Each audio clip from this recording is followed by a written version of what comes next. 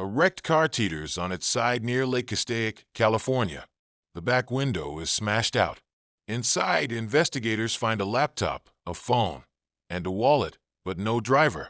The car belongs to 19-year-old Bryce Laspisa. It's August 30th, 2013. And Bryce has vanished without a trace. Hey, true crime sleuths. Before we dive deeper into this baffling case, make sure to hit that subscribe button. Trust me, you're going to want to stick around for this one. And no, this isn't one of those stories where someone just got lost in the woods and showed up at a Walmart 3 days later eating beef jerky. This is something far more mysterious. Bryce Laspisa was your typical college sophomore, or at least, that's how it seemed. A creative art major at Sierra College near Sacramento, California, Bryce had everything going for him. Loving parents, a gorgeous girlfriend, and a bright future ahead. But in the days leading up to his disappearance, something changed. And I mean really changed. We're talking about the kind of behavioral shift that makes your true crime spidey senses start tingling. Let me paint you a picture of the events that would lead to one of California's most perplexing missing persons cases. And hey, if you're enjoying this deep dive into the mysterious, don't forget to give this video a thumbs up. It helps other mystery lovers find these stories. It all started on August 27th, 2013. Bryce was acting different. His girlfriend, Kim Sly, noticed it first. The usually laid-back redhead began giving away his prized possessions, including a beloved diamond cross necklace and his Xbox. Now, I don't know about you, but the only time I give away my gaming console is, well, never. But here's where things get really weird. Bryce called his mother, Karen, and had a 3-hour conversation. 3 hours, folks. I can barely get through a 5-minute call with my mom without checking my Instagram. Just kidding, Mom, if you're watching this. But seriously, this marathon phone call would turn out to be crucial to understanding what happened next. The following day, August 28th, Bryce's roommate reported even more unusual behavior. Bryce hadn't slept for 24 hours and was acting erratically. He seemed off. Different enough that his friends contacted his parents, who then reached out to campus police. And let me tell you, when your college friends think you're acting weird, that's saying something. If you're invested in this mystery already, hit that subscribe button, because what happened next is where the story takes a turn that nobody, and I mean nobody, could have predicted. On August 29th, Bryce left his campus apartment in Rockland, California, at 11:30 p.m. He was driving his 2003 Toyota Highlander, heading south toward his parents' home in Laguna Niguel, Orange County. It should have been a simple 7-hour drive, but what followed was a 20-hour odyssey that would lead to one of the most baffling disappearances in recent history. And before you ask, no, he wasn't just taking the scenic route. Unless your idea of scenic includes running out of gas in Buttonwillow, California, at 3:08 a.m. But that's just the beginning of this strange journey. The kind of journey that makes you question everything you think you know about disappearances. Before we continue with what happened during those crucial hours, take a second to drop a comment below with your theories. What do you think was going through Bryce's mind during this time? Because trust me, what comes next will challenge every theory you might have. After running out of gas in Buttonwillow at 3:08 a.m. on August 29th, Bryce called roadside assistance. Pretty normal, right? But here's where it gets weird. Instead of continuing his journey south to his parents' home, Bryce spent the next several hours just sitting in his car in Buttonwillow. I mean, I know Buttonwillow has its charms, but come on. If you're finding this case as baffling as I am, hit that subscribe button, because we're about to dive into some seriously strange behavior that has puzzled investigators for years. At 10 a.m., nearly 7 hours after running out of gas, Bryce's concerned parents contacted the police. Remember that marathon phone call with his mom? Well, it had left her worried enough that this delay set off major alarm bells. The police located Bryce, still in Buttonwillow, and conducted a welfare check. Here's what they found. Bryce was coherent, calm.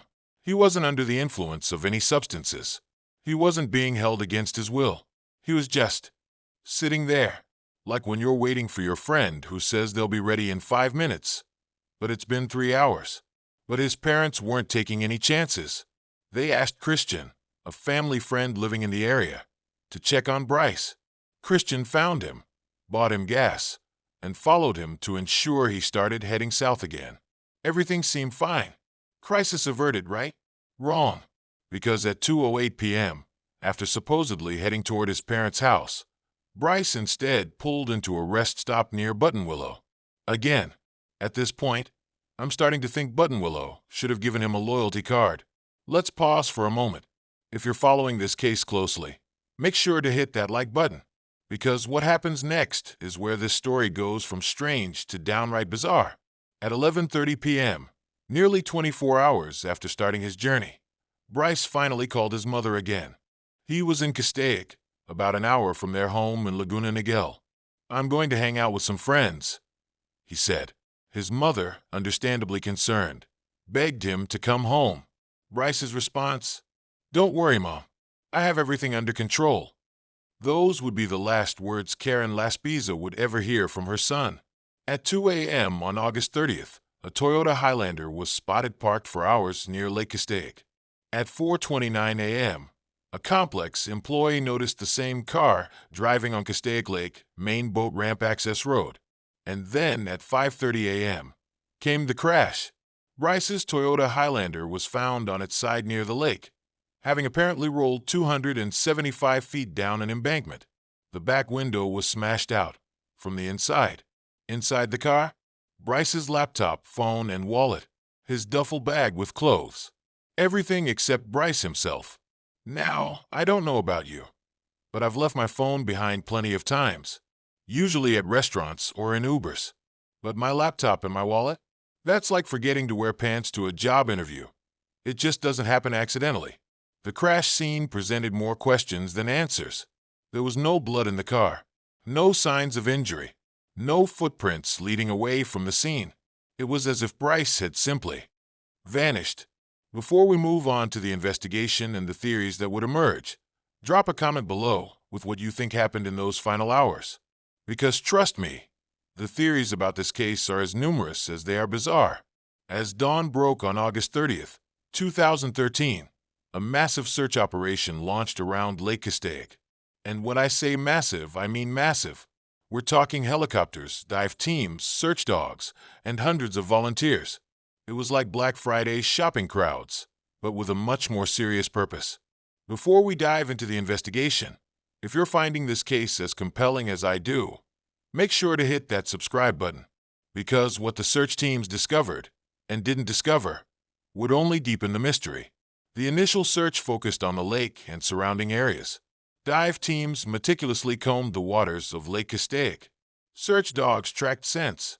Helicopters with thermal imaging cameras scanned the rugged terrain. But here's the thing, they found nothing. No clothing, no blood, no signs of Bryce. Let's break down what investigators did know. In the days before his disappearance, Bryce had broken up with his girlfriend Kim, given away valuable possessions, admitted to using ADHD medication recreationally, stopped sleeping, made concerning statements to friends about his life. If you're picking up on these red flags, go ahead and hit that like button. Because while these details might seem to point in one direction, what investigators uncovered next would throw everything into question. The toxicology report from Bryce's belongings found in the car revealed something interesting. There were no traces of drugs in his system when he disappeared. His bank accounts remained untouched. His social media accounts went dark.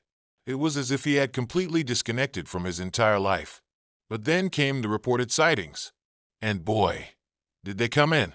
Like moths to a flame. Tips started pouring in from across California. Someone spotted Bryce at a homeless shelter in Oregon.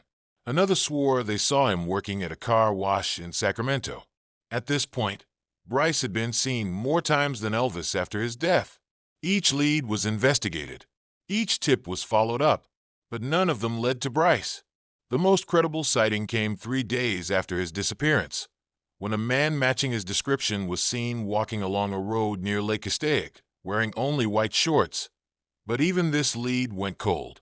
Now, if you're invested in this mystery, make sure those notifications are turned on, because the theories about what happened to Bryce are about to get wild.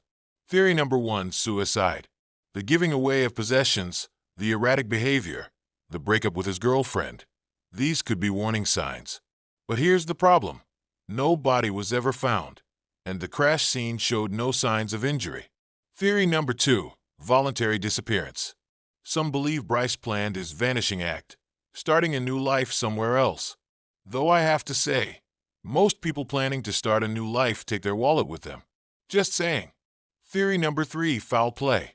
Could someone have taken advantage of Bryce's vulnerable state? But again, no evidence of struggle, no blood, no signs of violence. And then there's theory number 4, the one that keeps investigators up at night. What if something happened during those missing hours that we still don't know about? Something that would explain the bizarre behavior, the strange journey, and the final crash? As of 2024, Bryce Laspisa remains missing. His parents, Karen and Michael, have never given up hope. They've maintained a Facebook page, Find Bryce Laspisa, which has over 50,000 followers. They've appeared on numerous true crime shows and podcasts, keeping their son's case in the public eye. The California Department of Justice still lists Bryce as a missing person. His age-progressed photos are regularly updated and circulated. Somewhere out there are answers. Someone knows something. If you have any information about Bryce Laspisa's disappearance, contact the Los Angeles County Sheriff's Department or submit an anonymous tip through their website. What do you think happened to Bryce Laspisa? Share your theories in the comments below. And if you found this deep dive into one of California's most baffling mysteries interesting, please hit that subscribe button.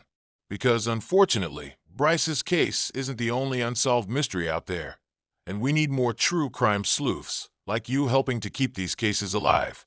Remember, behind every unsolved mystery is a family waiting for answers. The Laspisa family continues their search for Bryce, holding on to hope that someday, somehow, they'll learn the truth about what happened in those final hours of August 30th, 2013. And who knows? Maybe someone watching this video right now holds the key to solving this puzzle. Because sometimes, all it takes is one person, one detail, one memory to crack a case wide open.